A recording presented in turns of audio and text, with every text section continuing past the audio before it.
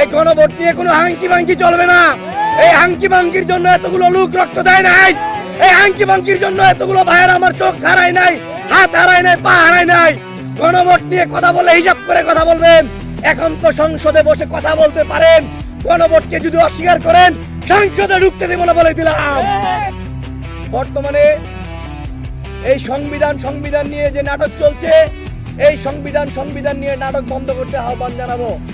একই সাথে আমরা বলবো, আপনারা যে এই জুলাই গণভোটকে প্রত্যাখ্যান করছেন, যেখানে সারা বাংলাদেশের মানুষ 69.7% গণভোটে হ্যাঁ ভোটের পক্ষে ভোট দিয়েছেন।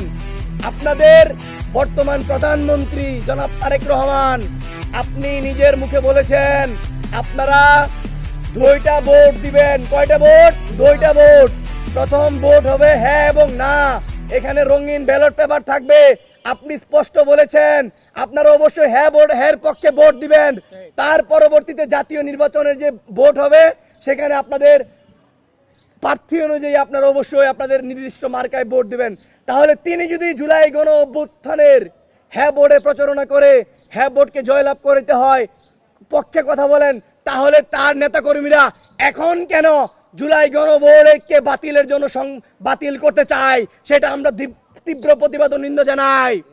একই সাথে আমরা বলি, আপনারা যারা চুদলিং পং উল্টাপাল্টা কথাবার্তা বলেন, এই প্রত্যেকটারে বলে দিয়েছি গণভোটের বিপক্ষে যারা অবস্থান নেবেন প্রত্যেকটারে ধরে ধরে শাহবাগের মুড়ে ঝুলায় পিটাবো বলে দিলাম। শহীদ পরিবার এবং আহত জুলাই যোদ্ধাদের নিয়ে এই গণভোট নিয়ে কোনো হাঙ্কি ভাঙ্কি চলবে না। এই হাঙ্কি ভাঙ্কির জন্য এতগুলো লোক রক্ত দেয় নাই। এই হাঙ্কি ভাঙ্কির জন্য এতগুলো ভাইয়ের আমার চোখ হারায় নাই, হাত হারায় নাই, পা হারায় নাই। গণভোট নিয়ে কথা বলে হিসাব করে কথা বলবেন। এখন তো সংসদে বসে কথা বলতে পারেন। গণভোটকে যদি অস্বীকার করেন সংসদে ঢুকতে দিব না বলে দিলাম।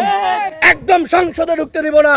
আমরা এটাও বলতে চাই, আপনারা তো জুলাই গণ অভ্যুত্থানের পরে সংসদে গিয়ে বিভিন্ন রকম কথা বলেন। গ্রামের বাসায় একটা ভাই কথা আছে, কথাটা একটু বলি। এক ভাই বলতেছিল, ভাই আমার বড় ভাই তো মারা গেছে, কেন এখন তো আমি ভয় পাচ্ছি। কেন ভয় পাচ্ছ? ভাই আমার বড় ভাই যে মারা গেছে আমি সেই জন্য ভয় পাচ্ছি না, আমি ভয় পাচ্ছি সেই জন্য যে আমার বাড়ি আরজাই চিনে গেছে। মানেটা হলো এটাই, জুলাই গণ অভ্যুত্থানে জেনজি সহ বাংলাদেশের সবাই কিন্তু গণভবন চিনে ফেলেছে।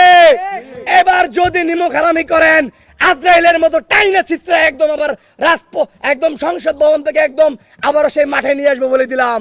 কাজেই গণভবনে আমাদেরকে ঢুকতে বাধ্য করেন না।